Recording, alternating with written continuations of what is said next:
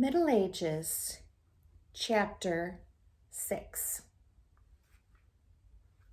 On October 14th, in the year 1066, near the small town of Hastings, England, at the top of a rolling hill known as Celiac Hill, thousands of soldiers stood in a row.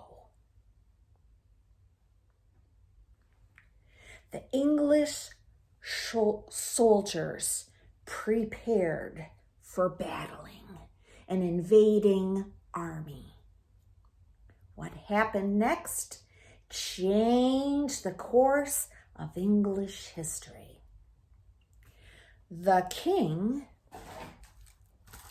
was Harold, King Harold.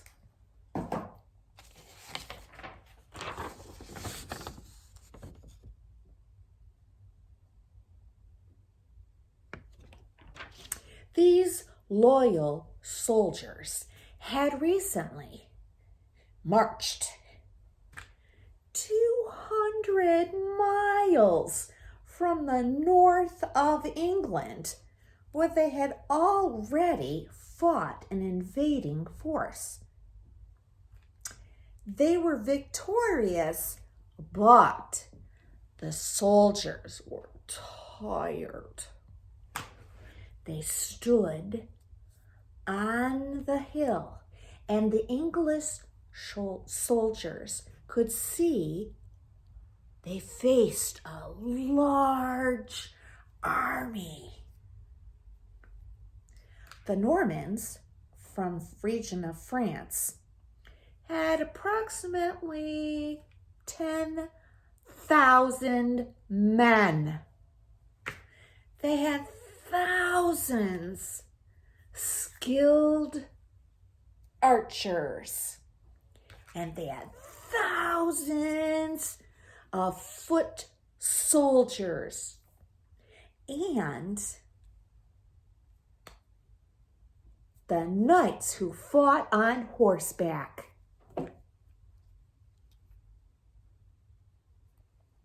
The English, they only mostly had soldiers on foot armed with simple weapons like bows and arrows and axes and spears and swords and daggers. Nevertheless, the English, the line was strong.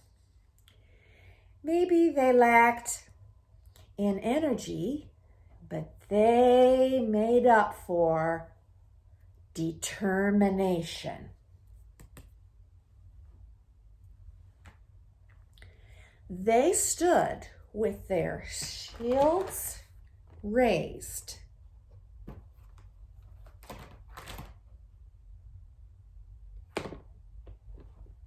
creating a wall.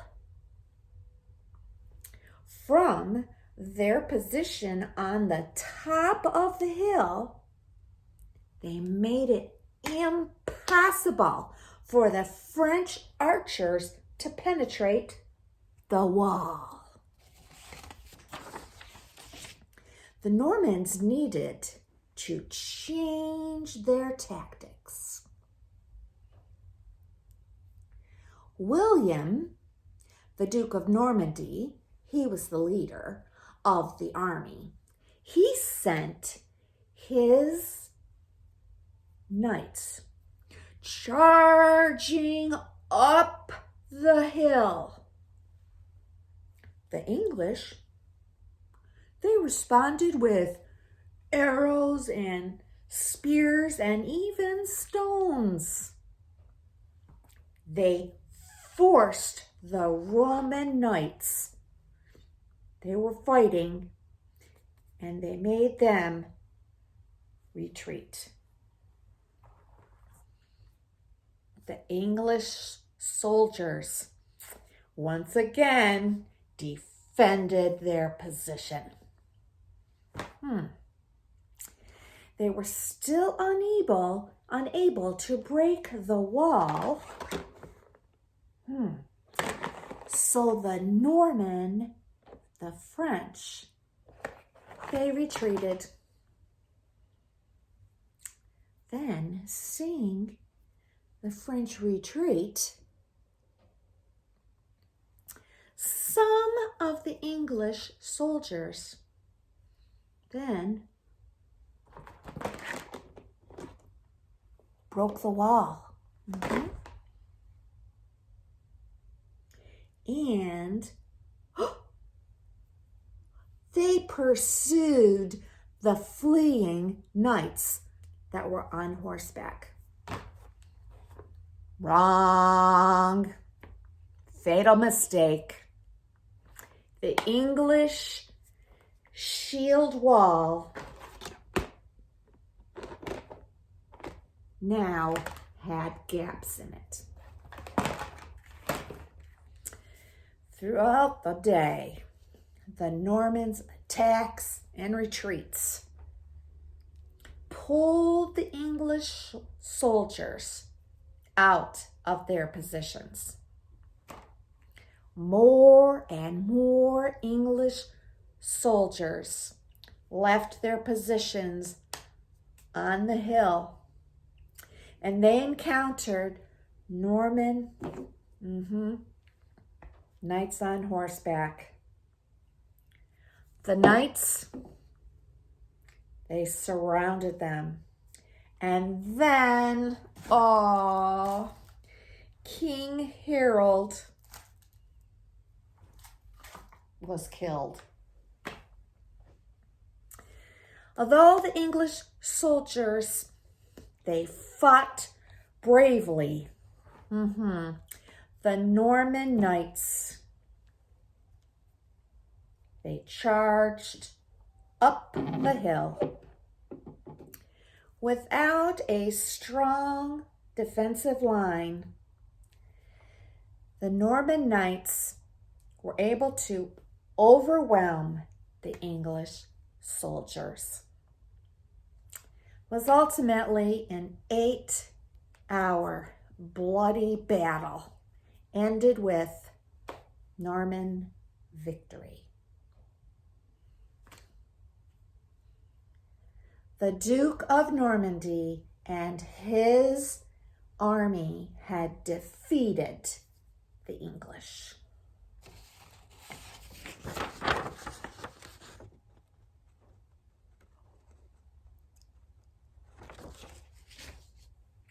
The Bayeux Tapestry is a medieval embroidered cloth that tells the story of the Norman conquest. The story is told with beautiful images that were embroidered onto 231 feet of linen cloth. The Bayeux Tapestry is believed to have been commissioned around the year 1075. And much of what we know about the Battle of Hastings is because of this extraordinary tapestry.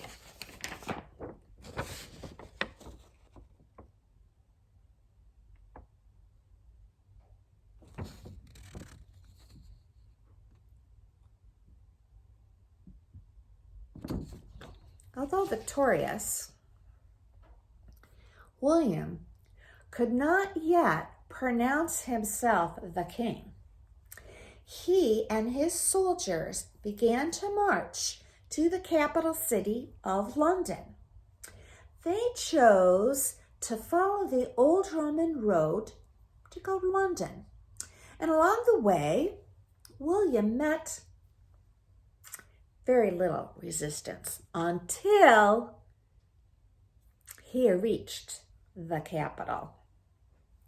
The first real armed resistance came when the Norman army arrived at London Bridge. This bridge was the only way across the river into the city. Instead of fighting, William decided to send his soldiers into the surrounding countryside to burn the local villages. Fearing mass destruction, a number of important English lords surrendered and vowed to be loyal to William. Christmas Day in Westminster Abbey in the year 1066, the Norman Duke was crowned King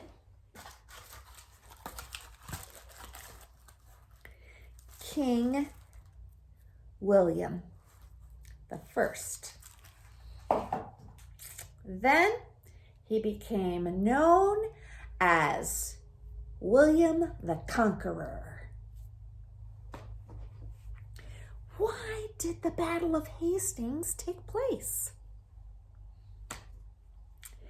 It took place because Harold and William, they both believed they were the true king of England. But there could be only one victor. And in the end, it was William.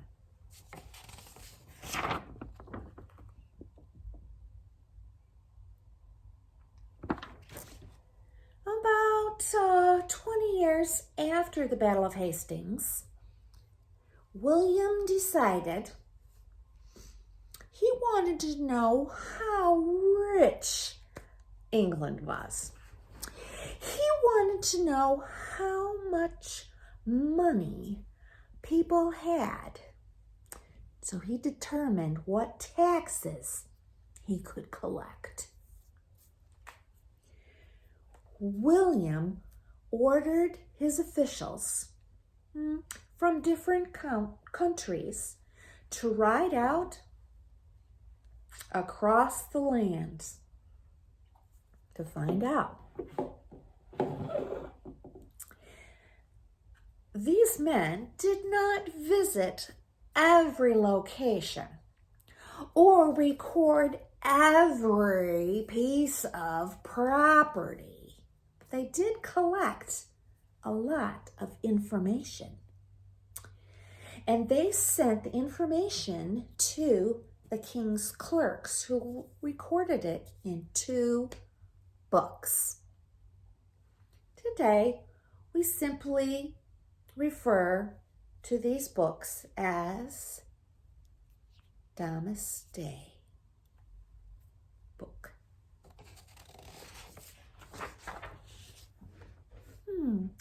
If you were an archer, your family farms land for the Lord.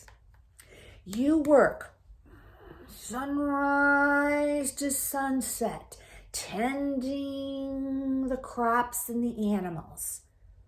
However, you're not only a farmer or a free man, you also a young warrior. Well, you hope to be someday in the future. You are the son or grandson or nephew from other skilled archers. You are training to be an archer or a longbowman. It's a law in England that you practice your skill. You have been learning the skills that you need to be a good archer. Ever since you learned how to walk. Your first longbow and set of arrows were made from the wood of a yew tree. Your older brother gave them to you. Your mother made your quiver, your bow holder, kind of like this long thing here.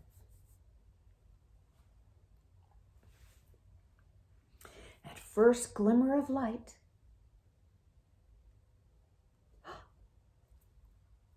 and you ran to the training field. You and the other boys your same age, they love to practice hitting the targets, and you love to hear the cries, "Ready your bows!"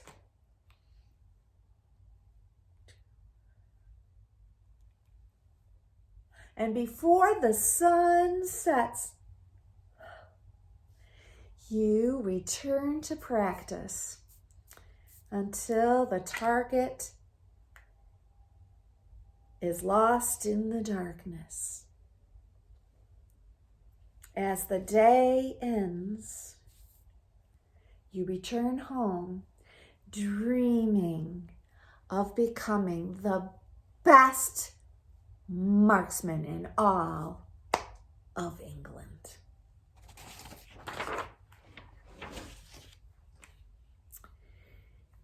You might not realize it, but you have been affected by William's victory over the people of England. Before the Normans conquered this kingdom, they spoke a different language, Old English, and others spoke French. After the victory, William invited many people from his land to come and settle in England. Over time, these languages blended together and became what is called Middle English. If William had not defeated King Harold, we might be speaking a different language.